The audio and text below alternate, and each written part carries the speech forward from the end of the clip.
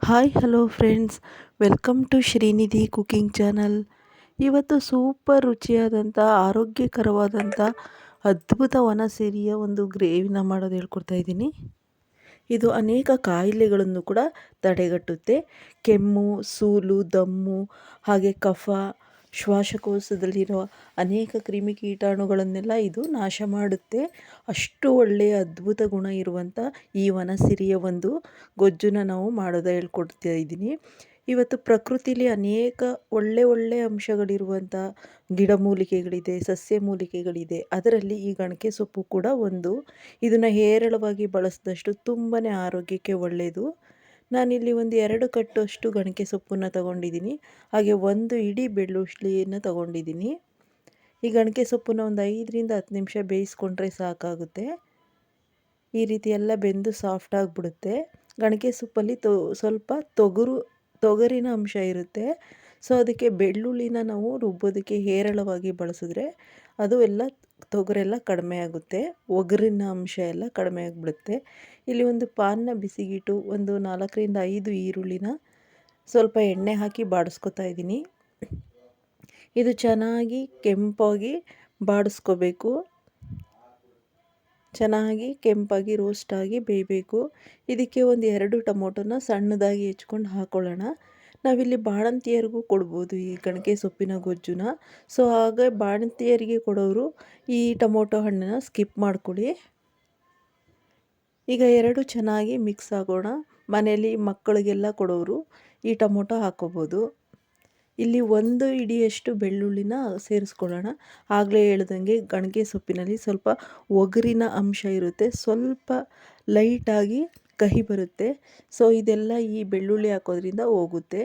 ಇಲ್ಲಿ ಸ್ವಲ್ಪ ತೆಂಗಿನಕಾಯಿನ ಹಾಕ್ಕೊಂಡು ಸೇರಿಸ್ಕೊಂಡು, ಹಾಗೆ ಸ್ವಲ್ಪ 1 ಸ್ಪೂನಷ್ಟು ಮೆಣಸನ್ನ ಹಾಕ್ಕೊಳ್ಳೋಣ.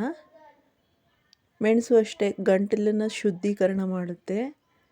ಸೊ ಒಂದು 3 ಸ್ಪೂನಷ್ಟು ನಾನು ಸಾಂಬಾರು ಪುಡಿನ ಸೇರಿಸ್ಕೊತಾ ಇದ್ದೀನಿ. ಎಲ್ಲನೂ ಹಾಕ್ಕೊಂಡು ಚೆನ್ನಾಗಿ ಮಿಕ್ಸ್ ಮಾಡಿ ರುಬ್ಕೊಳ್ಳೋಣ. ಲಾಸ್ಟಲ್ಲಿ ರುಬ್ಬಿದ ನಂತರ ನಾವು ಬೇಯಿಸಿಟ್ಕೊಂಡಿರೋ ಗಣಕೆ ಸೊಪ್ಪನ್ನು ಕೂಡ ಇದಕ್ಕೆ ಸೇರಿಸ್ಕೊಂಡು ನೈಸಾಗಿ ರುಬ್ಕೊಳ್ಳೋಣ. ಈಗ ನೋಡಿ ಖಾರ ರೆಡಿಯಾಗಿದೆ. ಇಲ್ಲೊಂದು ಪ್ಯಾನ್ನ ಬಿಸಿಗಿಟ್ಟು ಸ್ವಲ್ಪ ಎಣ್ಣೆನ ಹಾಕ್ಕೊಳ್ಳೋಣ. ನೀವು ಎಣ್ಣೆ ಬದಲಾಗಿ ತುಪ್ಪ ಕೂಡ ಹಾಕೋಬೋದು. 1 ಸ್ಪೂನ್ ಸಾಸಿವೆನ ಸೇರಿಸಿ, ಸಾಸಿವೆ ಚೆನ್ನಾಗಿ ಸಿಡಿದ ನಂತರ ಮತ್ತೆ 1 ಹಿಡಿಯಷ್ಟು ಬೆಳ್ಳುಳ್ಳಿನ ಒಗ್ಗರಣೆಗೆ ಸೇರಿಸ್ಕೋಬೇಕು.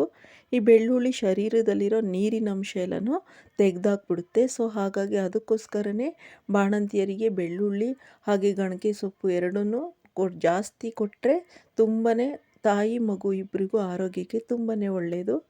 ಈಗ ಲಾಸ್ಟಲ್ಲಿ ರುಬ್ಬಿರುವಂಥ ಖಾರನ ನಾವು ಸೇರಿಸ್ಕೊಂಡು ನಮಗೆ ಎಷ್ಟು ಬೇಕೋ ಅಷ್ಟು ನೀರನ್ನು ಸೇರಿಸ್ಕೊಳ್ಳೋಣ. ತುಂಬ ಗಟ್ಟಿ ಬೇಕು ಅನಿಸೋರು ಸ್ವಲ್ಪ ನೀರನ್ನು ಸೇರಿಸ್ಕೊಳ್ಳಿ. ಸ್ವಲ್ಪ ತೆಳುವಾಗಿ ಬೇಕು ಅನ್ನೋರು ಸ್ವಲ್ಪ ಜಾಸ್ತಿನ ನೀರನ್ನು ಸೇರಿಸ್ಕೊಳ್ಳಿ. ಈಗ ನೋಡಿ ಎಷ್ಟು ಚೆನ್ನಾಗಿ ಮಿಕ್ಸ್ ಮಾಡಿಕೊಂಡು ನಾವು ಇದನ್ನು ಈ ಗಣಕೆ ಸೊಪ್ಪನ್ನು ನಾವೆಲ್ಲ ಹುರಿದು ಮಾಡಿರೋದ್ರಿಂದ ಈರುಳ್ಳಿ ಟೊಮೊಟೊ ಎಲ್ಲ ಈ ಬೇಯೋದಕ್ಕೆ ಜಾಸ್ತಿ ಟೈಮ್ ತಗೊಳ್ಳೋದಿಲ್ಲ. ಲಾಸ್ಟಲ್ಲಿ ರುಚಿಗೆ ತಕ್ಕಷ್ಟು ಉಪ್ಪನ್ನು ಕೂಡ ಸೇರಿಸ್ಕೋಬೇಕು. ಹಾಗೆ ಸ್ವಲ್ಪ ನಿಂಬೆಹಣ್ಣಿನ ರಸನ ಹಾಕ್ಕೊಳ್ಳೋಣ.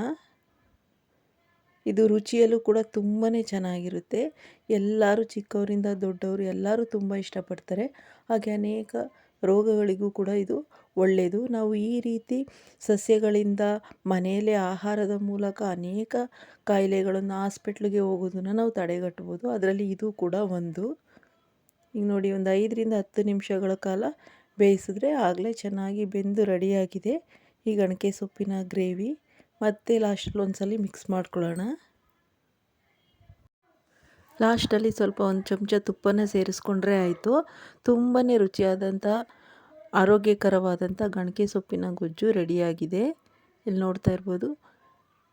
ಈ ವಿಡಿಯೋ ನಿಮಗೆ ಇಷ್ಟ ಆದರೆ ಪ್ಲೀಸ್ ನಮ್ಮ ಶ್ರೀನಿಧಿ ಕುಕಿಂಗ್ ಚಾನಲ್ಗೆ ಲೈಕ್ ಮಾಡಿ, ಶೇರ್ ಮಾಡಿ, ಸಬ್ಸ್ಕ್ರೈಬ್ ಮಾಡಿ. ಹಾಗೆ ಪಕ್ಕದಲ್ಲೇ ಇರುವ ಬೆಲ್ಲೈಕನನ್ನು ಕೂಡ ಪ್ರೆಸ್ ಮಾಡಿ. ಇದೇ ರೀತಿ ಒಳ್ಳೊಳ್ಳೆ ವಿಡಿಯೋ ಜೊತೆ ಮತ್ತೆ ಭೇಟಿಯಾಗೋಣ. ನಮಗೆ ದಯವಿಟ್ಟು ಹೆಚ್ಚು ಸಪೋರ್ಟ್ ಮಾಡಿ ಅಂತ ಕೇಳ್ಕೊತಾ ಒಳ್ಳೊಳ್ಳೆ ವಿಡಿಯೋ ಜೊತೆ ಮತ್ತೆ ಭೇಟಿಯಾಗೋಣ. Bye friends.